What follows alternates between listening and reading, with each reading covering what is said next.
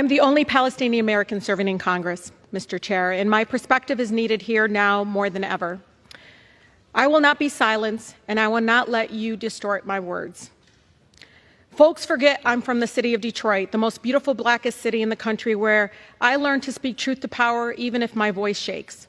Trying to bully or censor me won't work, because this movement for a ceasefire is much bigger than one person. It's growing every single day. There are millions of people across our country who oppose Netanyahu's extremism and are done watching our government support collective punishment and the use of white phosphorus bombs that melt flesh to the bone. They are done watching our government, Mr. Chair, supporting cutting off food, water, electricity, and medical care to millions of people with nowhere to go. Like me, Mr. Chair, they don't believe the answer to war crimes is more war crimes. The refusal of Congress and the administration to acknowledge Palestinian lives is chipping away at my soul. Over 10,000 Palestinians have been killed. Majority were children. But let me be clear. My criticism has always been of the Israeli government and Netanyahu's actions. It is important to separate people and governments, Mr. Chair. No government is beyond criticism. The idea that criticizing the government of Israel is anti-Semitic sets a very dangerous precedent, and it's being used to silence diverse voices speaking up for human rights across our nation. Do you realize what it's like, Mr. Chair, for the people outside the chamber right now, listening in agony to their own government dehumanizing them? To hear the President of the United States, we helped elect, dispute death tolls as we see video after video of dead children and parents under rubble. Mr. Chair, do you know what it's like to fear rising hate crimes, to know how Islamophobia and anti-Semitism makes us all less safe, and worry that your own child might suffer the horrors that 6-year-old Wadia did in Illinois? I can't believe I have to say this, but Palestinian people are not disposable.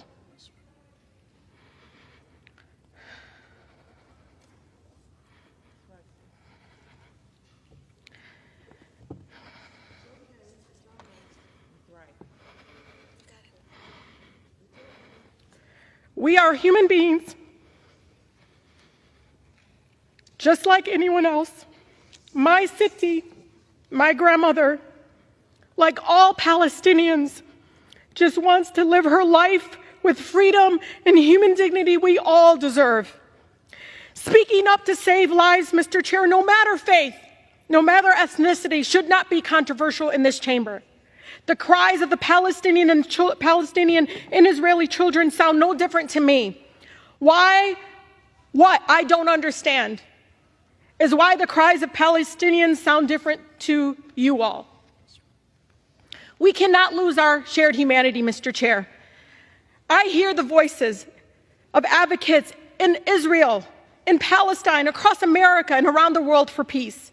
I am inspired by the courageous survivors in Israel who have lost loved ones, yet are calling for a ceasefire and the end to violence. I am grateful to the people in the streets for the peace movement, with countless Jewish Americans across the country standing up and lovingly saying, "Not in our name." We will continue to call for a ceasefire, Mr. Chair, for the immediate delivery of critical humanitarian aid to Gaza, for the release of all hostages and those arbitrarily detained, and for every American to come home. We will continue to work for a real lasting peace that upholds human rights and dignity of all people, and centers in peaceful coexistence between Israelis and Palestinians, and censures no one, and ensures that no person, no child has to suffer or live in fear of violence. 71% of Michigan Democrats support a ceasefire. So you can try to censure me, but you can't silence their voices. I urge my colleagues to join with the majority of Americans and support a ceasefire now to save as many lives as possible. President Biden must listen to and represent all of us, not just some of us. I urge the President to have the courage to call for a ceasefire and the end of killings. Thank you, and I yield.